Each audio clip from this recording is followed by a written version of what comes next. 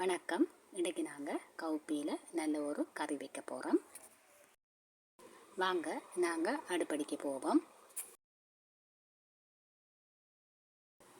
இதில் கவுப்பி அவிய வச்சுருக்கிறேன். தண்ணி அளவாக வச்சு அப்படியே உப்பு கொஞ்சம் போட்டு அவிச்சிருக்கிறேன். இது ஒரு கலந்து விட்டு கொஞ்சம் லேசாக மசிச்சு விட்டு கொள்ளுவோம். ஏனென்னா கவுப்பி திக்காகாது, இல்லாட்டி கறியும் கவுப்பியும் தனியே இருக்கும். இப்போ இதில் தண்ணிப்பால் விட்டுக்கொள்ளுவோம். எங்களுக்கு குழம்பா வேணுமென்றால் இன்னும் கொஞ்சம் கூடவே விட்டுக்கொள்ளலாம். இதோட வெங்காயம் போட்டுக்கொள்ளுவோம், பச்சை மிளகாய் போட்டுக்கொள்ளுவோம், 2 மூட்டை மிளகாயும் போட்டிருக்கிறேன், ரம்பை போட்டுக்கொள்கிறேன். இதோட கருவேப்பிலையும் சேர்த்துக்கொள்ளுவோம்.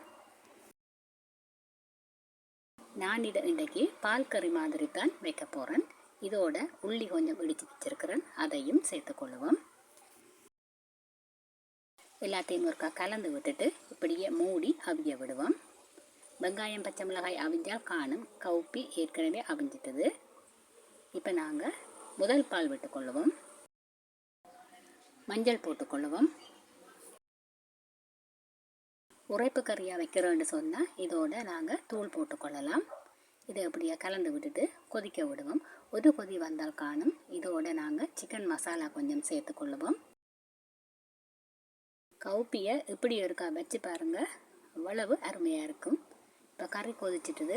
இதை இறக்கி வச்சுட்டு நாங்கள் கொஞ்சம் தாளித்து போட்டுக்கொள்ளுவோம். தாச்சி அடுப்பில் வச்சுருக்கிறேன். எண்ணெய் விட்டுக்கொள்ளுவோம். எண்ணெய் சூடானதும் கடுகு போட்டுக்கொள்ளுவோம். இதோட 2 3 செத்தலை கிள்ளி போட்டுக்கொள்ளுவோம். இப்போ அடுப்பை நிப்பாட்டிட்டு கொஞ்சம் ஆறினதுக்கு பிறகு எங்களோட தூள் கொஞ்சம் போட்டுக்கொள்ளுவோம். இவ்வளவு தான் தாளிப்பு முடிஞ்சுது. இதை இப்படியே எடுத்து எங்களோட கறியில் கொட்டிடுவோம். இவ்வளவுதான் எங்களோட சுவையான கவுப்பி கறி தயாராகிடுது. ஒரு முறை இது மாதிரி கவுப்பியை சமைச்சு பாருங்கள். சமைச்சு பார்த்துட்டு நீங்கள் சொல்லுங்கள், அவ்வளவு அருமையாக இருக்கும். வீடியோ பிடிச்சிருந்தால் லைக் பண்ணுங்கள், கமெண்ட் பண்ணுங்கள், கிளிநொச்சி கிச்சனுக்கு சப்ஸ்கிரைப் பண்ணுங்கள். வீடியோ பார்த்த எல்லாருக்கும் மிக்க நன்றி. வணக்கம்.